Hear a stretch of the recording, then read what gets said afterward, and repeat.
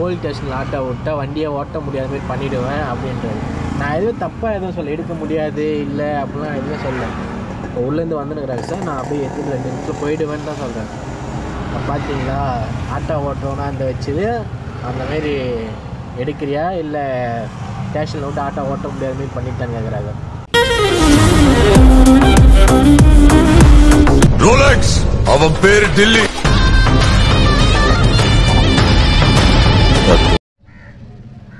வணக்கம் நண்பர்களே, எல்லோரும் எப்படி இருக்கீங்க? நல்லா இருப்பீங்க நம்புகிறேன்.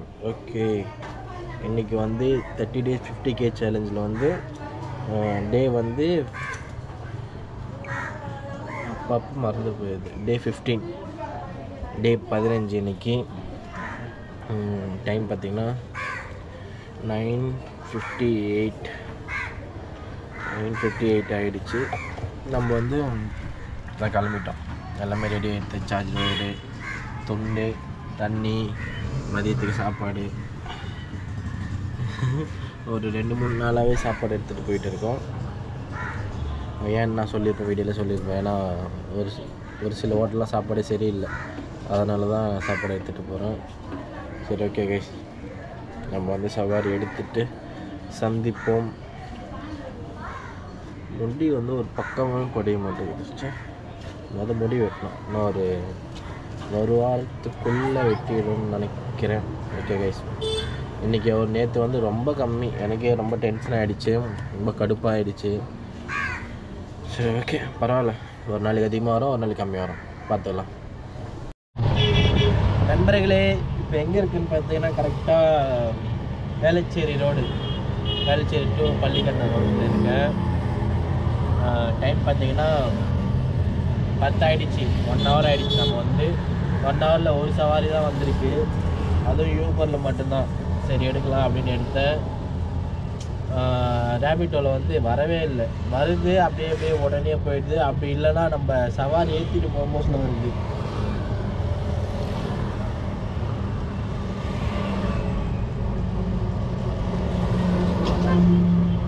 அதான் நம்ம சும்மா இருக்க மோஸ்ட்டில் வராது. சவாரி ஏற்றின மோஸ்ட்டில் இல்லை கேஸ் போட மோஸ்ட்டில் இல்லை சாப்பிட மோஸ்ட்டில் அந்த மாதிரி டைமில் தான் வரும். சும்மா நின்று மோஸ்ட்டில் சவாரியே வராது. டைம் 10:08 ஆகிடுச்சு. 1 hour ஆகிடுச்சு. பார்க்கலாம் என்ன நடக்க போகுதுன்னு தெரியல. ஒரே டைமில் ரெண்டு யோசனை வந்து என்னுடைய மைண்டில் வந்துச்சு. என்னென்னா, கோபமும் பட்டேன், பட் அது சமயத்தில் வந்து ஃபீலும் பண்ணேன், ஏன் நம்ம மிடில் கிளாஸாக பிறந்தோம் அப்படின்னு. ஏன்னு கேட்டிங்கன்னா டீட்டெயிலாக சொல்கிறேன். கேஸ் 300 ரூபாய்க்கு போட்டு அதுக்கப்புறம் வந்து நம்ம வந்து ஒரு ஆர்டர் வந்துச்சு. கரெக்டாக பல்லாவரம் ரயில்வே ஸ்டேஷனுக்குள்ளே இருக்கிறாங்க. உள்ளே வந்து போகக்கூடாது, பிளாக் பண்ணிட்டாங்க.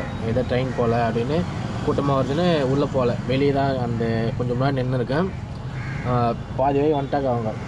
நான் நின்று இருக்கேன். ஒரு போலீஸ்கார் வந்து இங்கெல்லாம் ஆட்டோ நிறுத்தக்கூடாது, ரெயினா ஒரு 4-5 ஆட்டோ நின்றுச்சு. எல்லாருக்கிட்டையும் சொல்லினே வந்தாங்க, இதோ நடந்து வராங்க சார், அவங்க வந்துட்டாங்க, ஏற்றிட்டு வர 2 நிமிஷம் தான் அப்படின்னா, ஆட்டோ எடுக்கிறியா இல்லை போலீஸ் ஸ்டேஷனில் ஆட்டோ விட்டால் வண்டியை ஓட்ட முடியாத மாதிரி பண்ணிவிடுவேன் அப்படின்றது. நான் எதுவும் தப்பாக எதுவும் சொல்ல எடுக்க முடியாது இல்லை அப்படிலாம் எதுவும் சொல்ல. இப்போ உள்ளேருந்து வந்துனுக்குறாங்க சார், நான் அப்படியே எடுத்துகிட்டு 2 நிமிஷத்தில் போயிடுவேன்னு தான் சொல்கிறேன். பார்த்தீங்களா ஆட்டோ ஓட்டுறோன்னா அந்த வச்சுது அந்தமாரி எடுக்கிறியா இல்லை ஸ்டேஷனில் விட்டு ஆட்டோ ஓட்ட முடியாத மாதிரி பண்ணிட்டான்னு கேட்குறாங்க.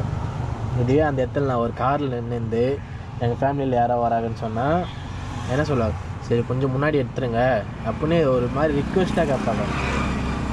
ஏன் நம்ம மிடில் கிளாஸாக இருக்கிறத வச்சு அதிகாரமாக சொல்கிறாங்க. என்ன பண்ணுறது, எல்லாம் காலம் பதில் சொல்லும். இதுலேருந்து நான் என்ன புரிஞ்சுக்கிட்டேன் அப்படின்னா, பணம் இருந்தால் தான் சொந்தக்காரங்களும் பேசுவாங்க அப்படின்னு நான் நினச்சேன் இதுக்கு முன்னாடி. இப்போ என்ன தான், பணம் இருந்தால் தான் இந்த உலகமே ஒரு அளவுக்குனாச்சும் மரியாதையாக பேசும் போல். பணம் இல்லைன்னா இனிமேல் தான். இதுலேருந்து என்ன எனக்கு தெரியுதுன்னா, காசு வச்சுருந்து பணம் அதிகமாக இருந்து ஒரு காரில் போயிட்டு அந்த இடத்துல நின்றுருந்தால் மரியாதை கிடைக்குது.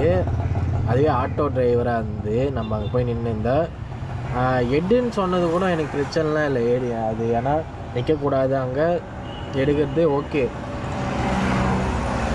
ஆனால் ஸ்டேஷனில் விடும் ஆட்டோ ஓட்ட முடியாது பண்ணிவிடுவேன்ற வார்த்தை வந்து அது தேவையே இல்லாத வார்த்தை. சரி ஓகே எல்லாம் நிற்கக்கூடாதுப்பா, முன்னாடி போய் நில்லை, அவங்கள அவங்க வர சொல்லி ஏற்றிக்கோ அப்படின்னு சொல்லிட்டு போயிடலாம் ஈஸியாக. அப்போனா அவங்க வந்து அங்கே இருக்கிறாங்க, நம்ம இங்கே இருக்கிறோம், அவங்க சொன்னால் நம்ம வந்து எது வேணாலும் கேட்டுட்டு போயிடுவோம் அப்படின்னு அவங்க ஒரு மைண்ட் செட்டில் இருக்கிறாங்க. அப்படிலாம் ஒன்றுமே இல்லை, எல்லோரும் ஒன்று தான். பணம் வச்சுருந்தாலும் எல்லோரும் ஒன்று தான்,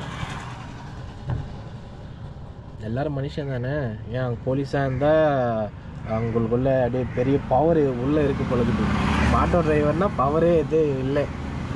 அவங்களுக்கு எதனா ஒன்று ஆச்சுனாலும் ஆட்டோ டிரைவர் தான் போய் ஆகணும்.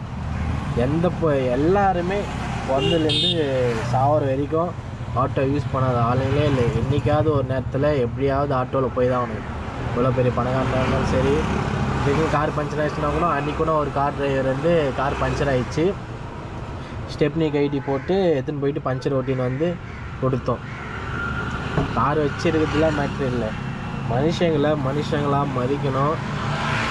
எப்படி சொல்லுது, அவங்களுடைய பவரை வந்து இல்லாதவங்கக்கிட்ட தான் யூஸ் பண்ணுறாங்க. இதே நிறைய பேர் அதெல்லாம் சொல்லிட்டு போகலாம், தேவையில்லாத விஷயம் நம்மளுக்கு. அந்த டைமில் நான் கேட்டிருக்கலாம், ஏன் சார் என்னத்துக்கு என்ன ஆட்டோ ஓட்ட முடியாத மாரி பண்ண போகிறீங்க நீங்கள் அப்படின்னு கேட்டிருக்கலாம். கேட்டிருந்தால் இன்னும் 2 வார்த்தைகள் அதிகமாகும். அவங்க எதனா சொல்லுவாங்க, நம்ம எதனா சொல்லுவோம், தேவையில்லாத அது பிரச்சனைகள் தான் போய் முடியும். ஒரு சில இடத்துல எப்படி சொல்கிறது, ஒரு சில இடத்துல வந்து கம்மனை இருக்கிறதே நல்லது தான். நல்லதுன்னா எப்படி சொல்கிறது, நம்ம ஒரு நாள் ஆட்டோ ஓட்டலனாலும் நம்ம ஃபேமிலி எவ்வளோ கஷ்டப்படணும் நமக்கு தான் தெரியும். அந்தமாரி டைமில் அவங்க கிட்ட நேரத்துக்கு தேவையில்லாத வாக்குவாதத்தில் ஈடுபடுறது. அதனால் நான் அப்படியே சரி ஓகே அப்படின்னு முன்னாடி எடுத்துன்னு வந்துட்டேன்.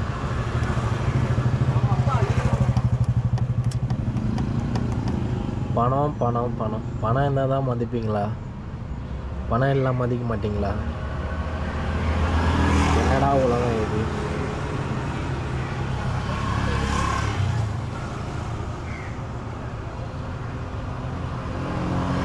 பணத்தை தவிர்த்து நிறைய விஷயங்கள் இந்த உலகத்தில் இருக்குது. நல்ல மனுஷங்களை பார்க்கறது ரொம்ப கஷ்டம், ஆனால் பணக்காரங்களை பார்க்கறது ஈஸி. ஒரு ரோட்டில் 10 பேர் போகிறாங்கன்னா அதில் 5 பேர் பணக்காரனாக இருப்பாங்க. ஆனால் அந்த 10 பேர் போகிற இடத்துல 5 பேர் நல்லவங்களாக இருக்க மாட்டாங்க. எப்படி சொல்கிறதுன்னா புரியும், இங்கே புரியும். ஓகே டைம் ஆகிடுச்சு, சாப்பாடு எடுத்துன்னு வந்திருக்கோம், சாப்பாடு சாப்பிட்லாம். ஒரு மாதிரி இந்தமாரி பண்ணதில்லை, ஒரு மாதிரி பசி எடுக்காத மாதிரி இருக்குது, ஒரு மாதிரி ஃபீலிங்காக இருக்குது. ஓகே நண்பர்களே, டைம் பார்த்தீங்கன்னா 8 ஆகிடுச்சு. நம்ம வந்து வீட்டுக்கு வந்தாச்சு. தெரியுதா, டைம் வந்து 8 ஆகிடுச்சு. நம்ம வீட்டுக்கு வந்துட்டோம். ஒரு 7 மணி மேலே ஆனாலே உடம்புலாம் செம்ம டயர்டாகிடுது. முதுகு, கை, இந்த 2 ஹேண்டு செம்ம வலி எடுத்துக்குது, முடியல. வீட்டுக்கு வந்தாச்சு. நம்ம போய்ட்டு அப்படியே ஸ்க்ரீன்ஷாட்டில் போடலாம், ரொம்ப டயர்டாக இருக்குது. ஓகே கைஸ், ரேபிடோவில் பார்த்தீங்கன்னா 733 ரூபா, ஓலா ஓட்டில், யூபரில் வந்து 1125 ரூபா. கை சவர் எவ்வளோ ஓட்டி இருக்குதுன்னு பார்த்தீங்கன்னா ஒரு 300 ரூபா. இது எல்லாம் சேர்த்தா எவ்வளோ வருதுன்னா 2158 ரூபா வருது. இதில் வந்து மைனஸ் வந்து 330 ரூபா கேஸ் போயிடுச்சு. மீதி இருக்குது 1828. 1828 ரூபா போயிடுச்சு. மீதி 24,821 ரூபா தான் இருக்குது. தேங்க்யூ ஃபார் வாட்சிங் கைஸ். சப்ஸ்கிரைப் பண்ணி வச்சுங்கோ.